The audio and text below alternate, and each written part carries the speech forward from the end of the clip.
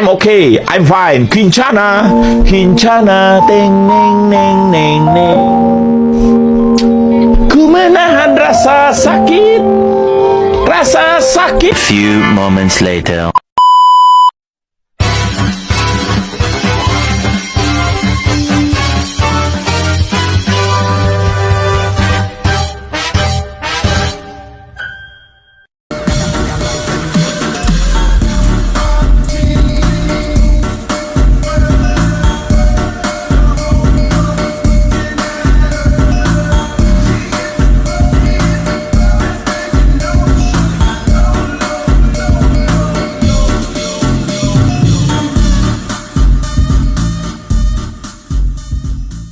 Are you ready, kids? Aye, aye, Captain! I can't hear you. Aye, aye, Captain! Oh, who lives in a pineapple under the sea? SpongeBob SquarePants, SpongeBob SquarePants.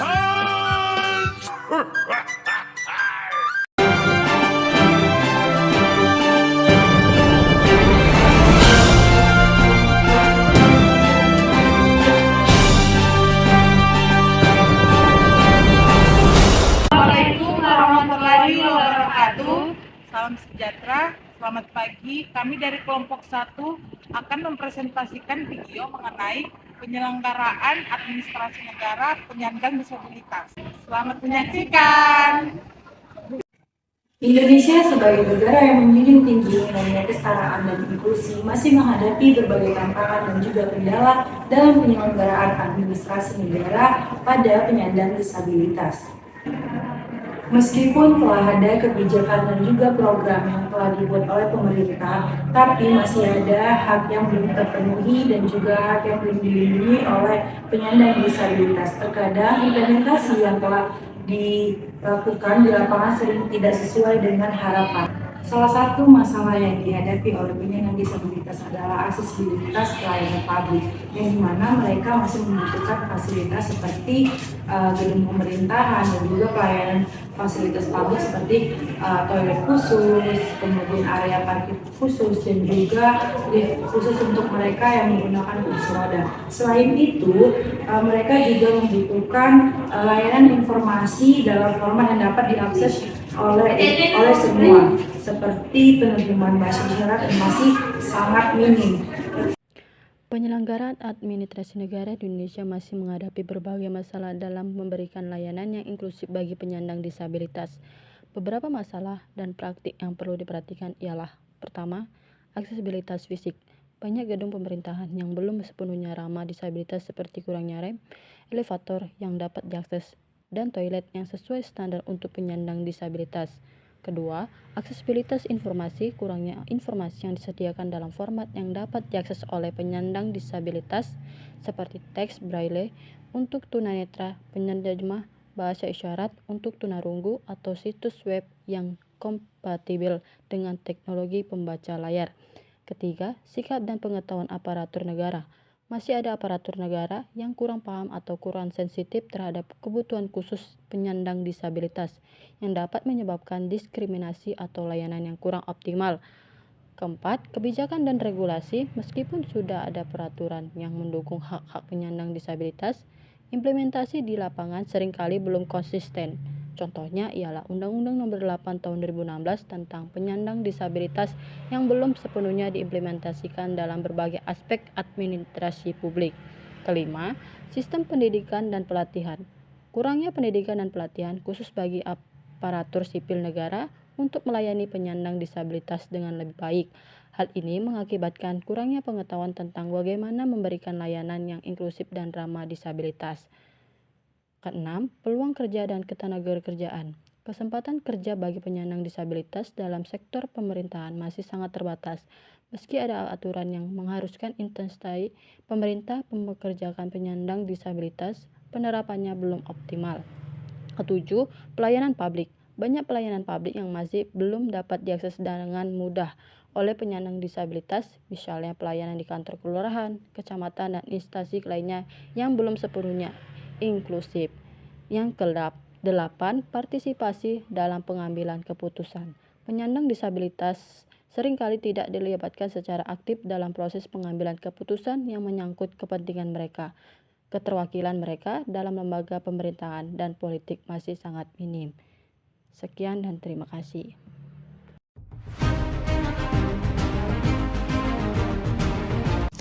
Selamat datang di pelayanan terpadu satu pintu Pengadilan Negeri Bantaeng. Layanan yang inovatif, berkualitas, berproses secara efektif dan efisien, serta ramah terhadap penyandang disabilitas dan kelompok rentan. Standar pelayanan. Setiap tahun, Pengadilan Negeri Bantaeng konsisten menyatakan ikrar dalam maklumat pelayanan untuk memberikan layanan sesuai dengan standar layanan yang telah ditetapkan. Jika terjadi keterlambatan pelayanan, maka akan diberikan kompensasi sesuai surat keputusan Ketua Pengadilan Negeri Bantaeng. Petugas layanan Pengadilan Negeri Bantaeng secara konsisten telah mengikuti serangkaian kegiatan Service Excellent dalam rangka mewujudkan pemberian layanan yang prima. Service Excellent yang diikuti termasuk juga dalam hal peningkatan kemampuan untuk memberikan layanan yang baik kepada para penyandang disabilitas dan kelompok rentan. Fasilitas ramah disabilitas dan kelompok rentan. Pengadilan Negeri Bantaeng telah menyediakan berbagai fasilitas pelayanan guna menunjang kenyamanan para pencari keadilan. Pengadilan Negeri Bantaeng memastikan bahwa selain nyaman kepada masyarakat, layanan Pengadilan Negeri Bantaeng juga ramah kepada para penyandang disabilitas dan kelompok rentan.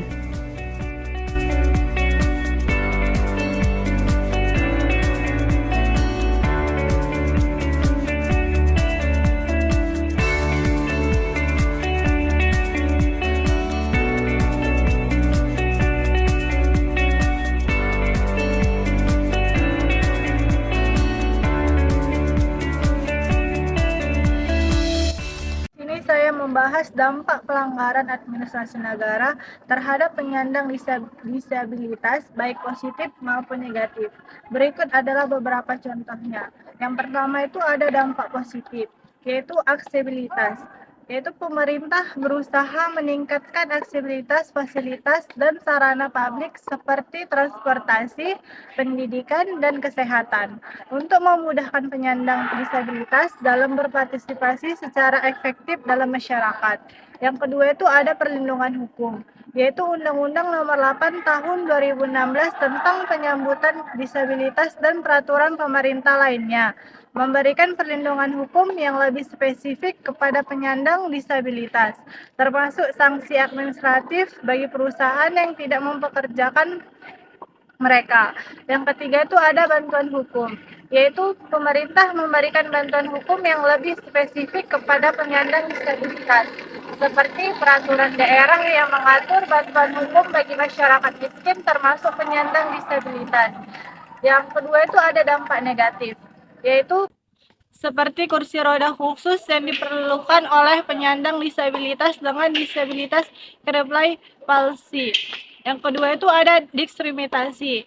Penyandang disabilitas masih sering mengalami diskriminasi dalam berbagai aspek kehidupan, seperti kesempatan kerja dan akses ke fasilitas publik yang dapat menghambat partisipasi mereka secara efektif.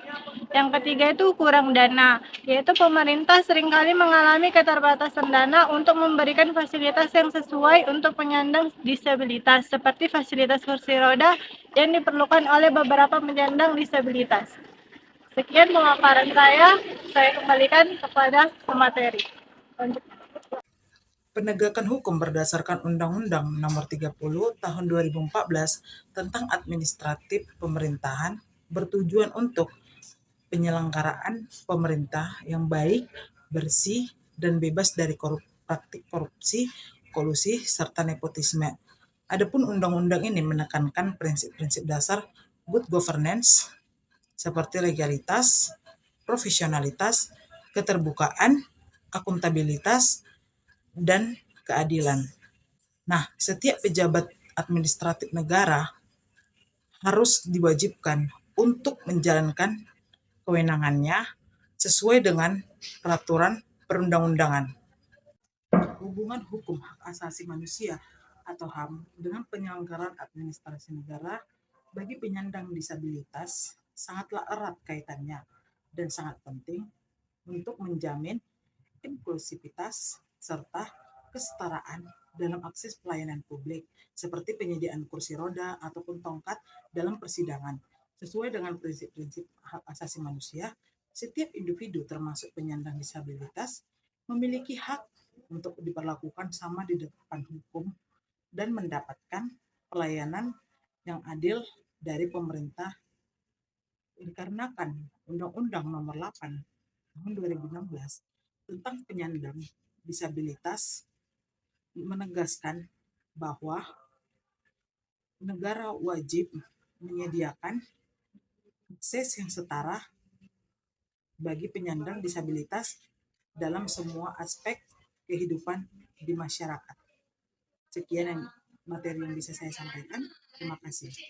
Di sini saya menjelaskan praktik pelanggaran administrasi negara terhadap penyandang disabilitas. Nah, pelanggaran administrasi negara terhadap penyandang disabilitas merupakan isu yang penting dan memerlukan perhatian serius berdasarkan Undang-Undang Nomor 8 Tahun 2016 tentang penyandang disabilitas. Nah, disabilitas didefinisikan sebagai seseorang yang mengalami keterbatasan fisik, intelektual, mental, atau sensorik dalam jangka waktu lama. Mereka menghadapi kesulitan lebih besar dalam mengakses layanan umum seperti pendidikan, kesehatan, dan transportasi. Adapun praktik pelanggaran administrasi negara terhadap penyandang disabilitas harusnya tidak sesuai dengan fungsi administrasi negara yang seharusnya menciptakan ketertiban, keadilan, dan melindungi hak-hak warga negara termasuk penyandang disabilitas. Namun implementasi penegakan hukum harus terus diperkuat agar hak-hak mereka benar-benar dihormati dan dilindungi. Sekian dan terima kasih. Baik, saya akan menjelaskan bagian penutup kesimpulan. Situasi penyandang disabilitas di Indonesia masih memprihatinkan. Terdapat pelanggaran hak asasi manusia, termasuk diskriminasi, stigma, dan kekerasan terhadap mereka. Meskipun negara telah mengakui hak-hak penyandang disabilitas, pelaksanaannya masih bermasalah.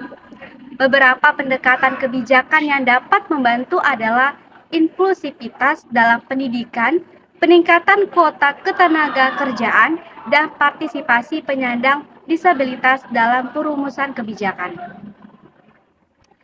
Baik, dalam bagian saran, pelindungan hukum dan kebijakan itu ada pada Undang-Undang Indonesia yang memiliki nomor 8 tahun 2016 tentang penyandang disabilitas yang mengatur hak-hak dan pelindungan bagi penyandang disabilitas. Lalu kesadaran hukumnya itu penting penyandang disabilitas untuk memahami hak-hak mereka dan memiliki akses pada informasi hukum yang relevan. Lalu pada akses fisiknya, instansi pemerintah harus memastikan akses fisik yang memadai, termasuk penyediaan kursi roda di kantor-kantor pemerintahan dan ruang sidang. Baik, terima kasih.